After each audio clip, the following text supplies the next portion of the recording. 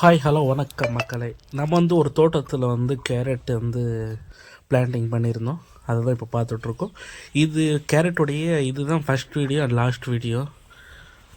இது வந்து என்னென்னா ஒரு 25 டேஸில் வந்து எடுத்த வீடியோ.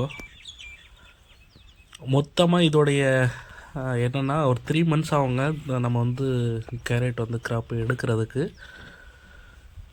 இதில் வந்து அந்தளவுக்கு சிம்பிளாக தான் வேலை இருக்கும்.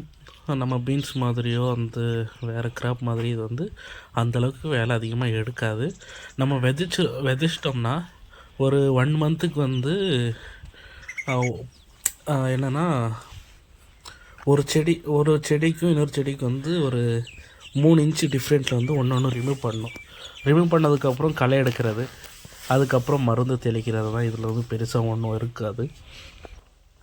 இது வந்து 2 monthsங்க. 2 months வீடியோ இது நீங்கள் பார்த்துட்ருக்கீங்க.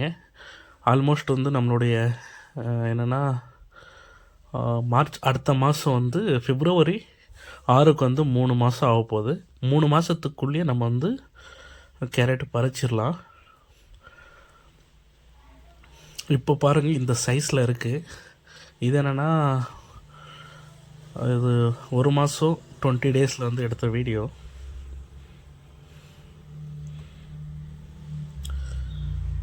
இன்னொரு 20 டேஸில் வந்து நம்ம வந்து கேரட் கிழங்கு எடுக்கிற மாதிரி தான் இருக்குது.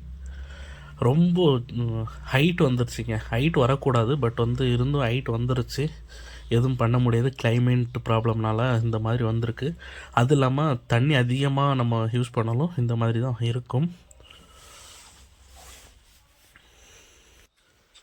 வெஜிடபிள்ஸ் வந்து ஃப்ரெஷ்ஷாக சாப்பிடணுன்னா அது ஒருத்தரால் மட்டும்தான் முடியும். அதை உற்பத்தி செய்கிறவங்க விவசாயி மட்டும்தான் அதை ஃப்ரெஷ்ஷாக வந்து சாப்பிட முடியும். பறித்த உடனே சாப்பிட்லாம். ஓகே, இந்த வீடியோத்தோடு முடிச்சுக்கிறேன்.